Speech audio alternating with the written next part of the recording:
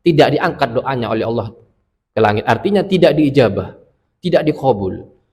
Lantas bagaimana orang yang tidak pernah sholat, jarang sholat, tapi rezekinya lancar?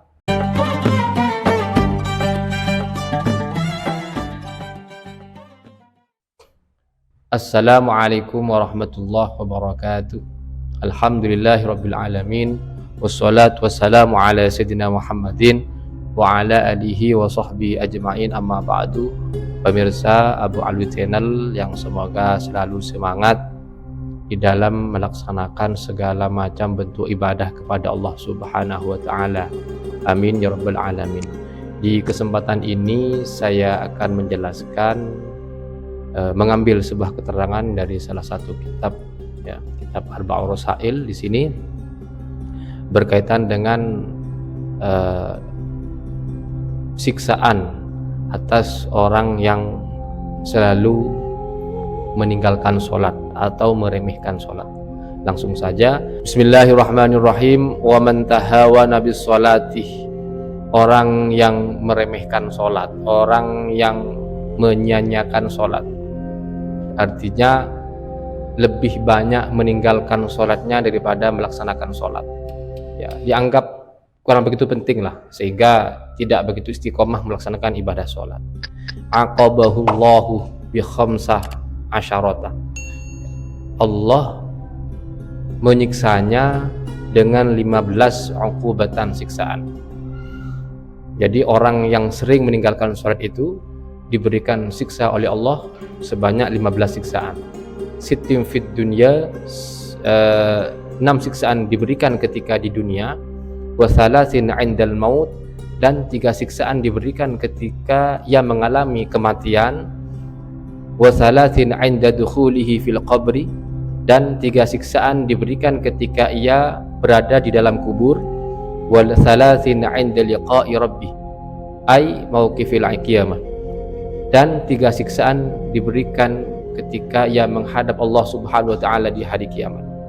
Nah, kemudian fa ammal lawati fid dunya, adapun siksaan yang diberikan oleh Allah di dunia, 6 siksaan tadi itu yang diberikan oleh Allah ketika orang yang sering meninggalkan sholat itu di dunia, artinya masih hidup. Fal ula tunza'ul barakata min umurihi, yang pertama ialah dicabut oleh Allah keberkahan umurnya, artinya umurnya tidak barokah. Semakin panjang umurnya, maka semakin banyak kemaksiatan yang ia lakukan, semakin sering ia meninggalkan sholat. Kenapa? Karena umurnya tidak membawa keberkahan, tidak barokah. Makanya ketika kita meminta kepada Allah, meminta umur panjang, kita meminta, ya Allah, berikanlah umur panjang fi taatillah, ya, untuk di dalam taat kepada Allah, agar umur diperpanjang oleh Allah namun dengan penuh keberkahan. Wasaniyatu, dan yang nomor 2, tumhasi masolihin min wajhi, dihapus, dihilangkan oleh Allah tanda-tanda kesolehan dari wajahnya.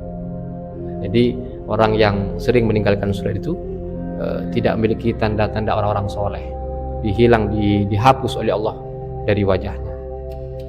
Kemudian yang nomor 3, wasalisatu kullu amalin ya'maluhu la yu'ajiruhu Allahu alaih, setiap amal kebaikan yang telah ia lakukan, setiap amal soleh yang ia lakukan, tidak diganjar oleh Allah Subhanahu wa ta'ala. Bagaimanapun ia bersedekah, bagaimanapun ia membantu orang lain, tetapi jika tidak melaksanakan sholat, ya, ibaratkan sholat itu adalah tiang, kemudian amal-amal yang lain itu ya atap rumah. Gimana bisa bertahan yang di atas itu kalau tiangnya itu roboh atau tidak, bahkan tidak ada sama sekali? Makanya hakikatnya sebenarnya ketika orang itu meninggalkan sholat, kemudian ia semangat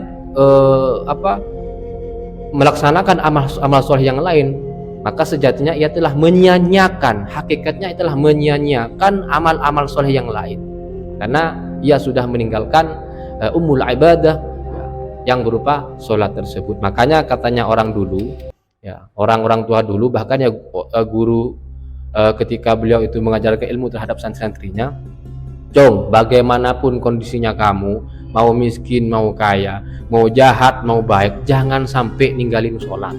Pokoknya harus sholat, sholat, sholat, dan sholat. Kenapa? Seandainya ia dalam kefasikan, seandainya ia dalam selalu kemaksiatan, karena ia rajin melaksanakan ibadah sholat, ya sebab barokahnya sholat, ia bisa sedikit demi sedikit menghentikan kemaksiatan-kemaksiatan yang ia lakukan.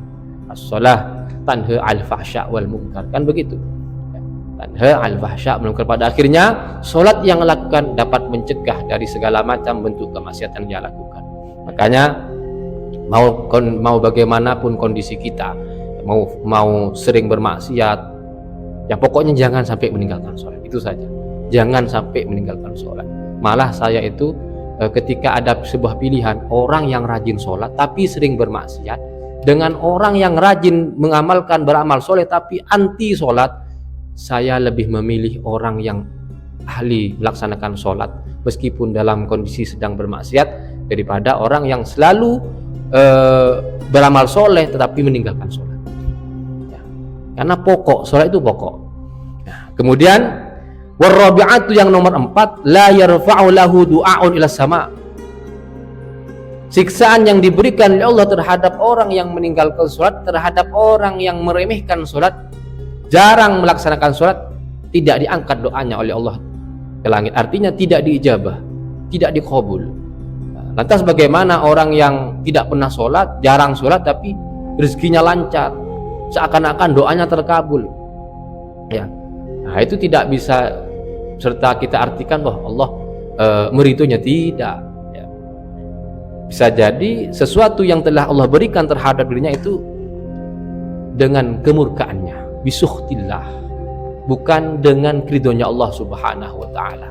Mana mungkin dia bermaksiat kemudian Allah ridho terhadap orang-orang yang bermaksiat dan ia sadar atas apa yang ia lakukan itu, ya, kecuali sesuatu yang Allah berikan terhadapnya berupa istidrat, diberikan tapi dengan kemurkaannya Allah, bukan dengan ridhonya Allah subhanahu wa ta'ala.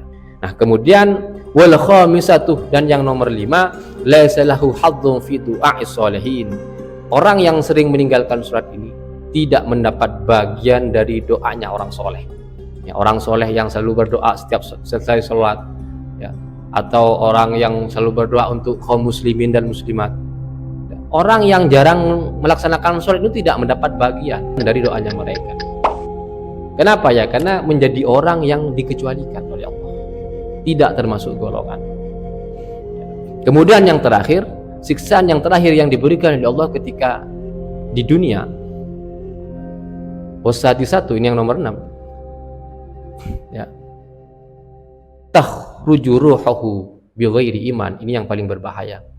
Allah mencabut ruhnya tanpa membawa iman. Na'udzubillah min dzalik. Nah, ini 6 siksaan ini yang diberikan oleh Allah terhadap orang yang jarang melaksanakan sholat, orang yang menyanyiakan sholat, orang yang meremehkan sholat ketika di dunia. Semoga bisa bermanfaat untuk kita semua. Wallahu a'lam bishawab. Wassalamualaikum warahmatullahi wabarakatuh.